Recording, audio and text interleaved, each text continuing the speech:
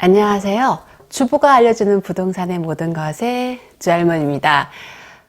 저번 시간에 이어서 오늘은 공인중개사 1차 과목 부동산 학개론과 민법 공부법에 대해서 이야기해 볼까 하는데요.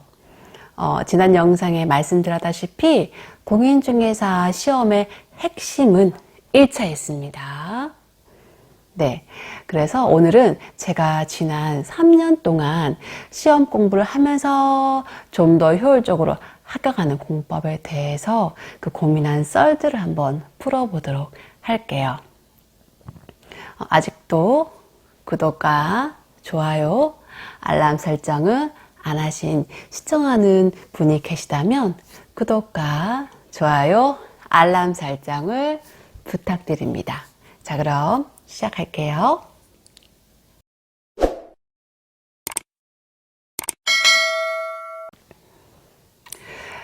1차 과목은 부동산 학개론과 민법이 있습니다. 아시겠지만 1, 2차 합격을 시험을 함께 치시더라도 1차만 합격할 시 다음 연도 1차 시험은 면제가 되고 2차 시험만 치시면 되기 때문에 혹시나 동차를 준비하시는 분들은 1차에 만전을 기하셔야 합니다. 부동산 학개론은 공인중개사 시험 과목 중에 유일하게 법학이 아닌 학문이기 때문에 같은 뜻이라도 해도 용어를 달리해서 출제하는데요. 계산 문제는 8문제에서 많으면 10문제가 출제되고 있습니다. 근데 혹시나 계산 문제 약하시다면 너무 힘들이지 마시라고 말씀드리고 싶어요. 문제 풀 시간에 다른 것을 외우십시오. 하지만 계산 문제 나는 정말 자신 있다. 평소 모의고사 기준으로 다 푸신다면 그때는 준비하시길 바랍니다. 실제 근데 시험장 가시면요. 한 문제당 한 1분 정도가 할당이 돼요. 문제는 각각 한 40문제, 총 80문제 출제되고요. 100분 중에서 80분을 문제 푸는데 쓰셔야 되고 나머지 20분은 마킹을 하고 다시 답안지와 시험지, 중복 체크하는 시간으로 쓰셔야 합니다. 꼭 중요합니다. 저 같은 경우도 모의고사 볼 때 시험지 문제는 2번 체크하고 답안지는 3번을 써서 나중에 오답으로 채점되는 경우가 많았어요. 그래서 나중에는 꼭 2번씩 중복 체크했습니다. 2번씩 봐도 오답이 나오는 경우가 아주 흔했었어요. 한 문제를 더 푸시는 것보다 내가 푼 문제를 확실하게 마킹을 하는 것이 더 중요합니다. 계산 문제를 딱 맞닥뜨렸을 때 바로 풀 수 있는 거는 1분 안에 후다닥 풀어버리시고요. 시간이 걸리는 거 이게 별표를 치고 넘어가셔야 돼요. 다시 돌아왔을 때 긴장 풀리죠. 내가 충분히 워밍업이 되었기 때문에 시간이 되면 푸시고 아니면 평소에 자신이 선호하는 한 번으로 찍으십시오. 저 같은 경우 찍을 각오를 하고 엄마 몇 번 찍을까? 라고 아이들에게 물어봤었어요. 아이들은 영혼이 순수하고 또 영험해서 그런 부분 잘 맞춘다는 말이 있잖아요. 그래서 엄마 3번이라고 얘기해서 저는 그렇게 실제로 했고 실제 시험장에서 2문제를 풀었는데 제가 풀은 문제는 틀리고 3번 찍은 문제는 2문제나 맞췄어요. 그리고 실제 시험장에서 계산기 이렇게 두드리신 분 한 분도 못 봤습니다. 저만 두드렸어요. 그것도 오답을요. 또 부동산 학개론 변수가 많은 과목입니다. 기출문제 이렇게 풀어보시면 아시겠지만 매 문제 유형이 조금씩 변하거나 듣도 보도 한 문제들이 떨어뜨린 문제로 많이 출제되죠. 그때는 당황하지 마시고 이거 난이도 조절용 문제구나 라고 패스하시면 됩니다. 풀겠다고 낑낑 대시면 정말 망하는 지름길입니다. 문제의 난이도는 상, 중, 하가 있습니다. 상급 문제 30%, 중급 40%, 하위 문제 30%. 우리 목표는 상급 문제 아니죠. 중급 문제에서 판가름 납니다. 하위 난이도는 거저주는 문제 당연히 맞추셔야 되고요. 상, 중, 하로 치면 저는 계산 문제를 당연히 상급 문제라고 말씀드리고 싶어요. 또 민법 같은 경우는 5월부터 엄청 공들이셔야 합니다. 왜냐하면 5월 이후에 7월, 늦어도 7월부터는 2차 과목까지 합세가 되거든요. 그렇기 때문에 민법에 충분히 시간을 들이시고 또 민법은 총칙, 물권법, 계약법, 민사특별법 4가지 파트로 나뉘죠. 계화법에 공을 많이 들이시고 총칙은 민법 전체를 아우른 법이니 이 역시 간과해서는 안 되고요. 물권법은 16문제가 출제되고 양이 워낙 많습니다. 예를 들어 지역권, 유치권, 저당권 유형이 비슷하게 출제되는 파트는 꼭 챙기시고 법정지상권처럼 양이 많고 한 문제 정도 나오는 파트 있잖아요. 그 시간 너무 쏟지 마시고 그 마지막에 가서 핵심 키워드를 교수님께서 알려주세요. 그때는 그때 핵심 키워드를 챙겨서 가시기 바랍니다. 민사특별법은 중개사법과 거의 겹치죠. 굳이 시간을 많이 쏟지 않더라도 마지막에 가면 귀에 정말 딱지가 않을 정도로 공부하게 되니 걱정하지 마시고요. 저는 민법에 정말 심혈을 많이 기울이시라고 말씀드리고 싶습니다. 저 같은 경우 민법은 목차공법으로 뼈대를 세웠습니다.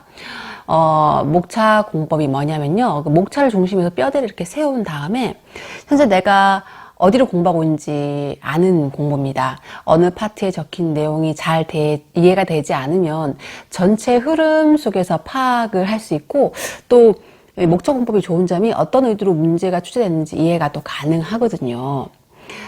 이 공법은요, 우선 첫 페이지 목차를 복사를 합니다. 그리고 책 옆에 놔두어서 항상 지도처럼 보셔야 돼요. 예를 들어서 오늘은 총칙을 배운다. 목차, 총칙 103조, 이중계약 파트, 핵심 단원, 키워드, 문제를 숙지한 다음에 읽고 문제 풀고 핵심 키워드 파악하고. 만약 생각 없이 문제만 푸시면은 지금 맞추더라도 나중에는 틀릴 가능성이 많습니다. 메이저리그 활동 중에 야구 선수가 과거 트위터에서 이런 말을 또 해줬어요. 진짜 공감했는데, 연습은 거짓말을 하지 않는다는 말이 있지만 머리를 써서 하지 않으면 보통은 연습도 거짓말을 한다. 저는 공부하면서 이 말은 정말 진리인 것 같습니다. 민법의 책 분량이 한 600페이지가 되고 양이 많다 보니 냅다 책만 정말 보시면은, 그리고 문제만 보시면은 책 속에서 길을 잃어요. 목차를 복사해서 여러 장 보셔야 됩니다. 그래서 머릿속이 일목요연하게 정리가 되고 문제 풀 때 총칙 부분 103조 이중계약 파트 핵심 키워드, 이렇게 민법 공부는 기본 개념 뼈대를 세워서 목차 공부를 하십시오. 또 하나, 저는 형광펜 공법을 이용했는데요. 4가지 정도의 그 형광펜과 삼색 볼펜을 준비합니다. 대중소 이렇게 구분해서 큰 타이틀, 그 책의 큰 타이틀은 보라색, 그리고 밑에 하이 목차, 중 타이틀 파란색, 그리고 아래 타이틀, 소 타이틀 주황색, 자잘한 핵심 키워드는 초록색으로 칠해서 그걸 중심으로 봤어요.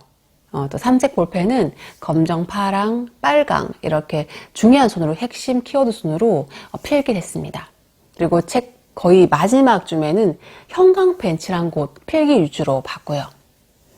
그게 가능하냐 하시는 분이 계시는데 1차 같은 경우 한두 가지 책을 돌리면 보통 30번 이상을 봐요. 그러면 어느 정도 눈에 익기 때문에 가능하고 2차만 하실 경우는 40번 정도 보는 것 같습니다. 그렇게 되면 마지막에는 해당 단원이 사진이 찍히듯이 머릿속에 이렇게 연상이 확 돼요. 몇 페이지까지는 기억할 수 없지만 큰 목차 밑에 무슨 키워드가 있었다는 것은 머리에 띄는 거죠. 첫 해는 이 공법을 몰랐습니다. 그냥 마구 외우다 보면 알겠지 했는데 시험장에서 시험을 치는데 그러니까 아웃풋이 안 되는 거예요. 출력이 안 되는 거예요. 민법 같은 경우는 어느 파트에서 봤더라 하고 혼선이 와서 내가 한 공부가 기본 개념인 뼈대가 안 접혔구나. 뼈대를 잡지 않고 공부했구나라고 그날 알았습니다. 그래서 첫 해 실패를 맛보고 유튜브나 책으로 그리고 사법고시나 세무사고시 다른 공인중개사 공부하셔서 합격한 수기들을 쭉 훑다 보니 저의 공부법은 시간만 잡아먹는 실패하는 공부법이었더라고요. 이분들의 공통점은 목차 공부법 그리고 형광펜, 볼펜 공부법이더라고요. 그래서 두 번째는 홈쇼핑으로 그 방문갓 올패스 평생 회원권을 끊어서 공부를 했고요. 두 번째에서는 공부할 때 초반에 번아웃이 와서 몇 달을 그냥 멍하니 지내다가 8월 달부터 맘먹고 공부를 했었어요. 그러니까 3개월 만에 1차 민법 72.5점, 학개론 62.5점으로 합격하고 2차는 2.5점이 그러니까 한 문제가 모자라서 불합격했고요. 뭐 3개월이니까 공부한 시간 대비는 잘 나왔지만 한 문제로 2차까지 그러니까 최종 합격에서 떨어지니 너무 아쉬운 상황이었죠. 그래서 본의 아니게 삼수를 하게 되었는데요. 여러분 저와 같은 그 시행착오를 겪지 않으시길 바라고 법학이라는 과목 안에서 길을 잃지 않도록 기본 개념 잘 세우시고 목차 공부법, 형광펜, 삼색 볼펜을 잘 이용해서 학개론 같은 경우는 너무 계산 문제 연연하지 마시고요. 그 시간에 민법 공부나 그냥 학개론 암기를 하시기 바랍니다. 네, 오늘은 1차 과목 공법에 대해서 알려드렸고요. 다음 시간엔 2차 과목 공법에 대해서 알려드리도록 할게요. 2차 과목 공법도 많은 기대 부탁드립니다. 그럼 부동산을 공부해서 투자로 성공하고 경제적 자유를 누리는 그날까지 주부가 알려주는 부동산의 모든 것에 이야기는 계속됩니다. 다음 시간에 만나요. 그럼 안녕.